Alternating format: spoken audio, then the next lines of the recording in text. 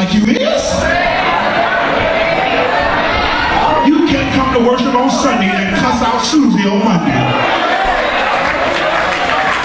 You can't come to worship on Sunday and act a fool tomorrow night. Ain't no need of you dipping out to the liquor store on Tuesday. Ain't no need of you know what I'm talking about. Ain't no need of you cutting in corners or going to the places that you know you go to and calling yourself engaged in worship. Worship will cause you to look at the areas of your life that have fallen beneath the standard of God and say, I got to clean this mess up.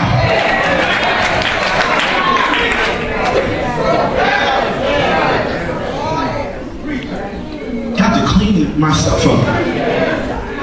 And that kind of work happens at night. Because we don't clean ourselves up before. You ain't gonna see. Alright, I got because see, that's one of the burdens of being a pastor. Is that I'm just like y'all. God is working on me. The problem is he works on me in public. So I don't have a place to hide with my stuff. Come on, somebody. So you get to see me work through my stuff. Come on, somebody. If you thought I had worked through all my stuff, I'm sorry to inform you, I still got stuff I'm working through. There's still junk in here that God is trying to work out of me. There are still mistakes that I made. But I have to do my work, and I'm in front of all y'all, so I have to hear everybody tell me, yeah, you really do need to work on that. Yeah, you got. But see, you do your work at night, and that's all right. I ain't mad at you. But night is when we fix ourselves, when we get into our private closets, when ain't nobody looking, and we can get honest before the Lord and say, Lord, listen, you know what's going on. I have to fake it sometime when I'm out there. But let me get real with you. Lord, you know what's happening in my life. You know where I'm struggling at. Fix my mess, Lord, because I want to engage in real worship. I don't want to show up there and fake it any longer. Fix my mess. Clean my heart. Sanctify my lips. Make me what you want me to be.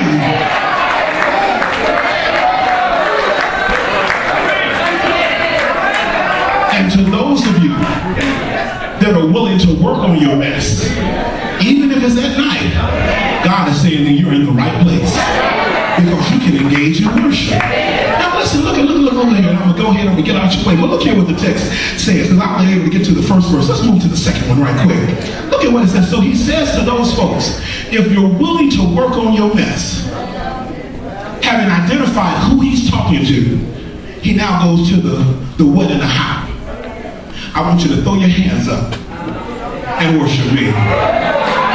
If you're willing to work on your mess, then you can come in the house, throw your hands up, and give the Lord some praise. If you're simply willing to allow yourself to be changed by this encounter, then you can come on in here. And he didn't say you had to have the mess cleaned up before you start worshiping him. He said if you were just willing, as a result of the worship, to go ahead and let me work on you, then you come on in here, lift up your voice, raise your hand, and glorify the Lord, because that's what worship is all about. I'm working on the folk who show up here and making them better.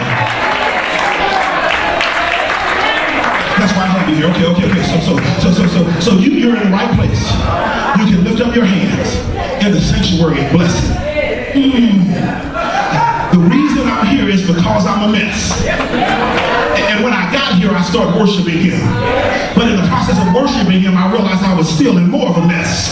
Because every time I come into his presence, he identifies something in my life that needs to be cleaned. But I didn't say, well, Lord, if you point it out, I'm willing to go work on it. And as long as I'm willing to go work on it, he says, well, go ahead and worship me. Because the way you worship me is when I glorify myself as you clean up your mess. Because everyone that sees you ought to know you ain't cleaning it up in the first place. If it wasn't for God showing up in your life, you wouldn't fix none of the junk in your mess. But the reason I'm sitting here and walking down the aisle is because God is cleaning up my mess. Thank you, Lord.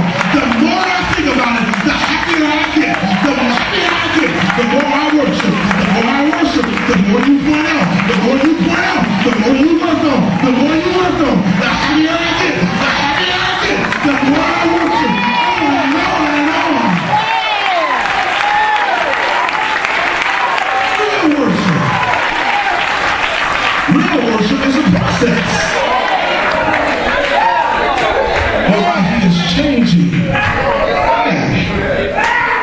That's the process that we're engaged in.